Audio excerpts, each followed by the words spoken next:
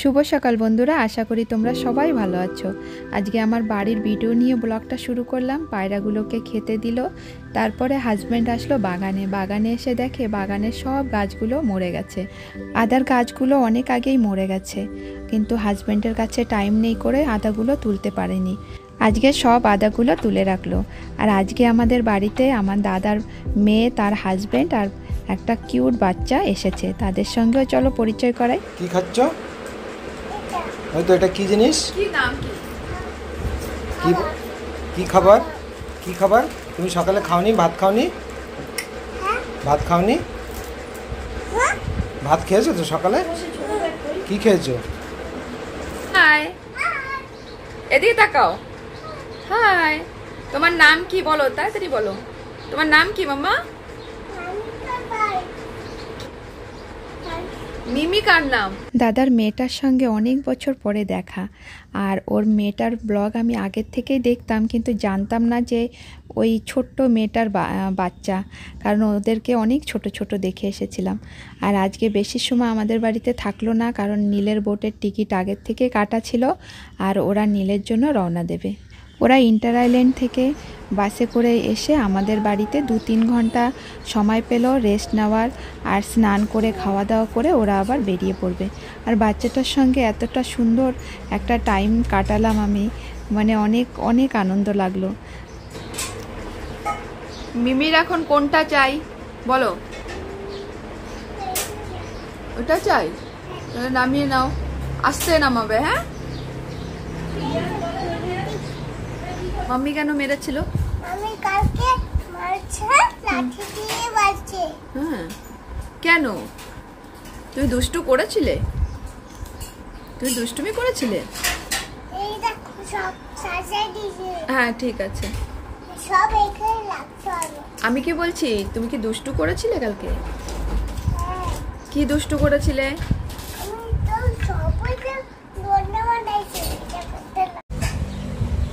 রাগ হয়ে গেল কেন? কি হয়েছে তোমার? মন খারাপ কেন হলো? কেন মন খারাপ হয়েছে তোমার বলো? না, খেয়ে নাও, ভাত খেয়ে নাও। মিমির মন খারাপ কেন হলো? কেন সোনা? কেন মন খারাপ হলো? মাম্মি বকেছে তোমাকে? কেন বকেছে মাম্মি? হ্যাঁ,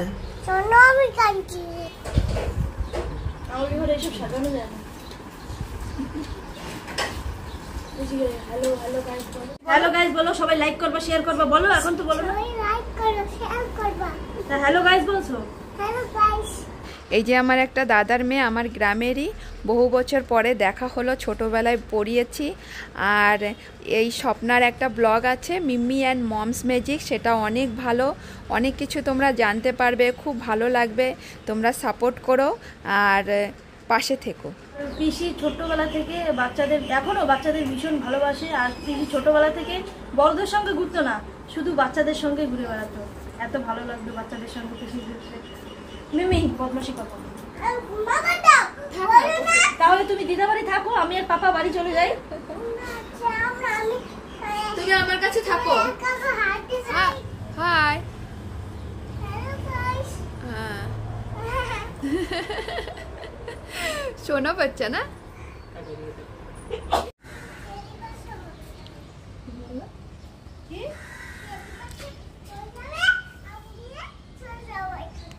ওরা বেরিয়ে পড়লো নীলে যাওয়ার জন্য। আর খুব খারাপ লাগছে, কারণ অল্প সময় খুব ভালো একটা সময় কাটলো আমার সঙ্গে।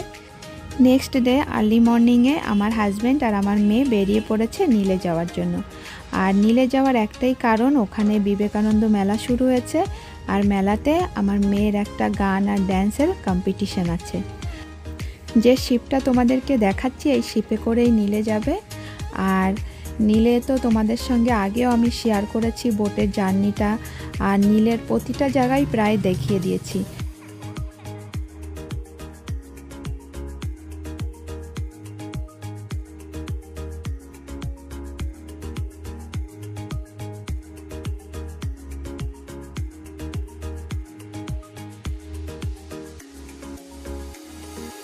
আজকে শিপটা পুরোটাই তোমাদের সঙ্গে শেয়ার করলাম না, কারণ আমার ব্লগে আগেও শিপের জার্নিটা পুরোটাই দেওয়া আছে। আর তোমাদের সঙ্গে কথা বলতে বলতে দেখো শহীদ দ্বীপে পৌঁছে গেছে।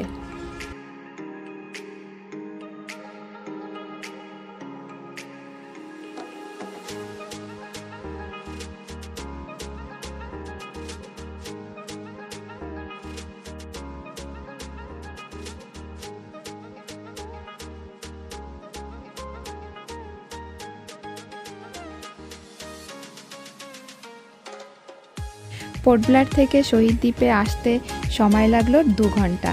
আর এখানে সব চেনা পরিচিত লোকের সঙ্গে দেখা হয়ে যাচ্ছে, কারণ কি তোমাদের সঙ্গে আগেও আমার ব্লগে শেয়ার করেছি আমার বাপের বাড়ি নীল আইল্যান্ড শহীদ দ্বীপ, আর আমার হাজব্যান্ডের সমস্ত রিলেটিভসরা এখানে, স্টাফরা যাদের সঙ্গে কাজ করেছে, সেই জন্য নীল আইল্যান্ডটার সঙ্গে আমাদের আলাদাই একটা সম্পর্ক। আর এই যে দেখো এই জেটিটা হচ্ছে সবথেকে লম্বা জেটি।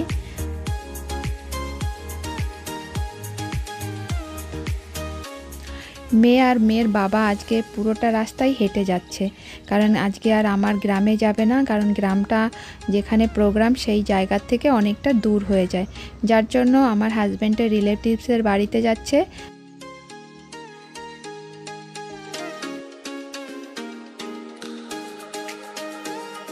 এটা হচ্ছে শহীদ দ্বীপের বড় বাজার, আর এই বাজারের থেকেই সবাই কেনাকাটি করে। আর এখানে রাধা গোবিন্দ মন্দির থেকে শুরু করে শিব মন্দির সব কিছু এইখানেই আছে। আর মেলাটাও এই বাজারের মধ্যে হচ্ছে, আর দোকানপাটগুলোও বেশ বড় বড়।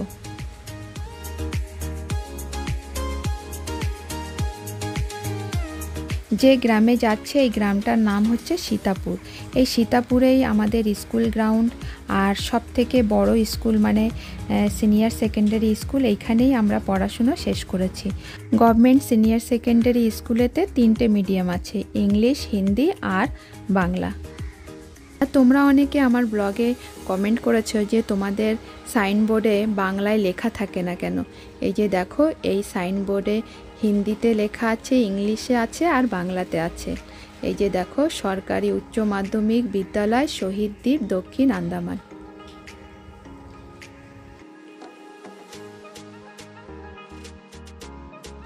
তোমাদের সঙ্গে কথা বলতে বলতে তোমাদের দাদা ভাই আর মেয়ে পৌঁছে গেল মাসি বাড়িতে। আর মাসিদের বাড়িতে একটা পুজো ছিল, সেটাও তোমাদের সঙ্গে পরে শেয়ার করব। এবার তোমাদেরকে নিয়ে এলাম শহীদ দ্বীপের বিবেকানন্দ মেলাতে। আর এই যে হচ্ছে স্বামীজির স্ট্যাচু বানানো, আর এখানে দেখো মেলার গেট। তোমরা সবাই জানো যে আন্দামান নিকোবরের সব থেকে ছোট দ্বীপপুঞ্জ হচ্ছে শহীদ দ্বীপ। আর শহীদ দ্বীপের সব থেকে বড় মেলা যে বিবেকানন্দ মেলাটা, সেটা খুবই ধুমধামে মানানো হয়। এখানে 7 দিন মেলাটা রাখা হয়, আর 7 দিনই খুব সুন্দর সুন্দর প্রোগ্রাম করা হয়। তারপরে বাইরের থেকে অনেক প্রোগ্রাম আনানো হয়, আর এখানে লোকাল সবাই সুন্দর প্রোগ্রাম করে, খেলাধুলার কম্পিটিশান থাকে, নাচ গানের কম্পিটিশান থাকে। আর এই মেলাটা পৌষ মাসে পিঠাপুলির দিনও থাকে, যার জন্য পিঠাপুলির যে কম্পিটিশানটা সেটাও রাখা হয় মহিলাদের জন্য। এই মেলার মাঠে একটা সুন্দর পরিবেশ, কারণ রাধা গোবিন্দ মন্দিরে সারাটা দিন নাম কীর্তনের গান চলছে, আর তার উপর থেকে মেলার একটা আলাদাই একটা আনন্দ, সবটা মিলিয়ে খুব সুন্দর লাগছে। আর এখানে ট্যুরিস্টের সিজন, যেহেতু ট্যুরিস্টরাও প্রচুর আসছে এখানে।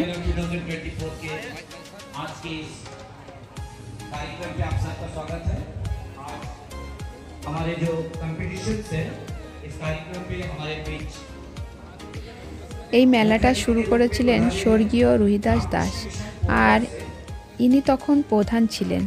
আর তখন থেকে এই মেলাটা শুরু হয়েছে, আর মেলাটা আজ পর্যন্ত খুব ভালোভাবে চলছে। আর ইন্টার আইল্যান্ড থেকে প্রচুর লোকজনেরা নৌকায় করে চলে আসে, কারণ এই সময় টিকিটেরও খুব খারাপ অবস্থা থাকে, কারণ ট্যুরিস্ট সিজন। তার জন্য দেখতে পারবে প্রতিটা ঘরে সব বাড়িতে আত্মীয় স্বজন ভরা রয়েছে, কারণ নীল আইল্যান্ডে বা শহীদ দ্বীপের যে এই বিবেকানন্দ মেলাটা খুবই সবার কাছে ভালো লাগে। এই যে একটা স্টল দেখতে পাচ্ছ, এটা হচ্ছে আমাদের পোর্ট ব্লেয়ারের রামকৃষ্ণ মিশনের থেকে কিছু বই খাতা গেছে। আর এই বই খাতা দেখাশোনা বা বেচাকেনা করছে এই দাদাটাও শিক্ষক ছিলেন, রিটায়ার্ড হয়ে গেছে। আর দাদার পাশে ইনি হচ্ছেন একজন মামা, ইনি আমাদেরই গ্রামের।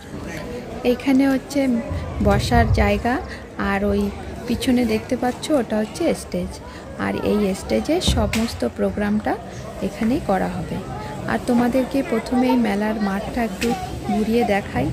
আর নীল আইল্যান্ড বা শহীদ দ্বীপে বেশিরভাগ হচ্ছে বাঙালি, সব বাঙালিরা এখানে বেশি, আর নন বেঙ্গলি খুবই কম। তোমরা অনেকে কমেন্ট করতে পারো, তা বাঙালি এরিয়াতে হিন্দি কথা কেন বলা হচ্ছে? এখানে নানান ভাষাভাষী লোকজনেরা থাকে করে হিন্দিতেই কথা বলা হয়।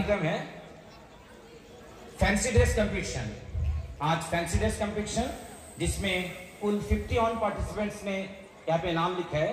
मैं इस फैंसी ड्रेस कंपटीशन के जो पार्टिसिपेंट्स हैं उनके नाम रीड कर रहे हैं। हम कहेंगे कि एक एक कंप्यूटर सामने आ जाए और अपना अपना जगह ले। মেলার মাঠে সত্যিকারে আনন্দটা পাওয়া যায় ছোট ছোট বাচ্চাদের মাধ্যমে।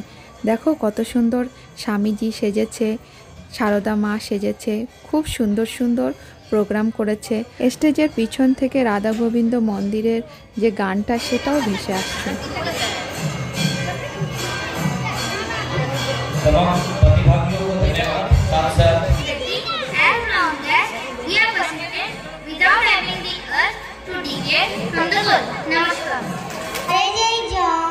সেই জন সেবিছে ঈশ্বর।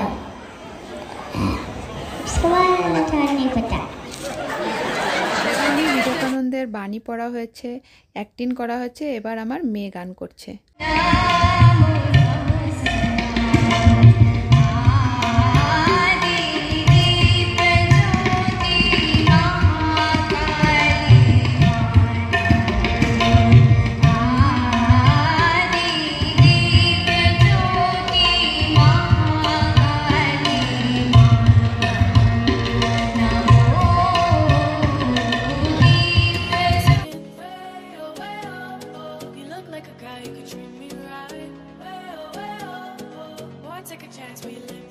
আমার মেয়ের এই যে দাদু বাড়ির জায়গায় প্রথম প্রোগ্রাম করা, ড্যান্সে ফার্স্ট হয়েছে আর গানে থার্ড হয়েছে।